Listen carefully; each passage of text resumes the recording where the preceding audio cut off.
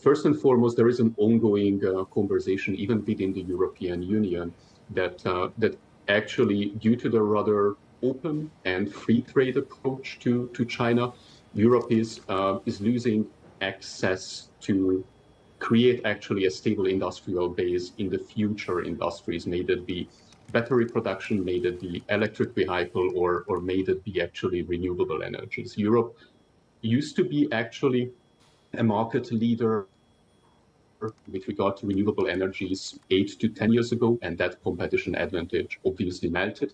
However, because there is still a large level of exposure, especially in the German industrial sectors on exports to China, it's much more difficult for the European Union to make the protectionist moves than what the United States was successfully able to introduce.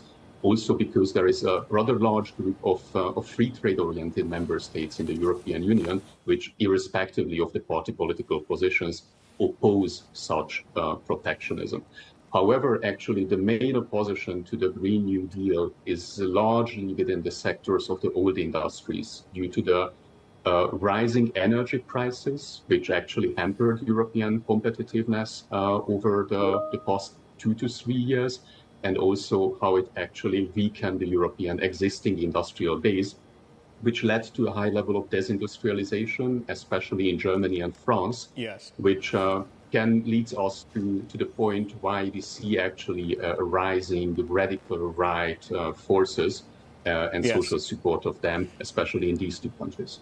Dan, we are well aware that Europe's eastern flank is exposed to the Russia-Ukraine war. In that context, defence spending inevitably is the #1 line item in these countries' budgets, yes?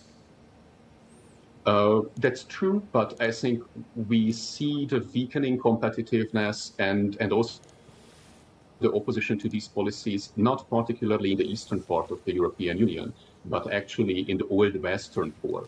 That also relates to the European parliamentary election results.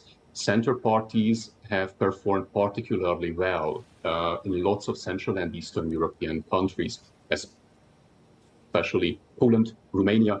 But actually, there was also a progressive center backlash against the previous illiberal victory in Slovakia, where we see actually the rising support for the radical right that's not in the eastern part of the continent, that's among the old Western member states.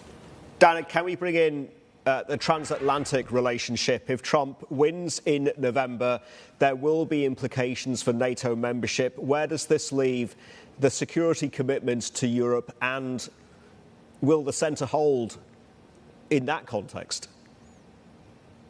Yes, I think European stakeholders have been actively working actually together with the actual US administration and also NATO officials to Trump-proof European security and Trump-proof especially defense and financial supports to Ukraine.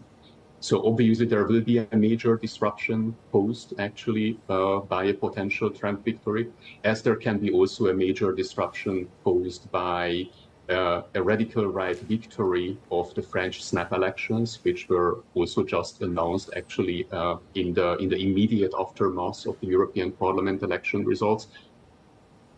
Obviously, there is very difficult to secure the transatlantic cooperation against all sorts of these disruptions, but I think the plans are already implemented, and Europe starts to be preparing for the eventuality of a second Trump administration.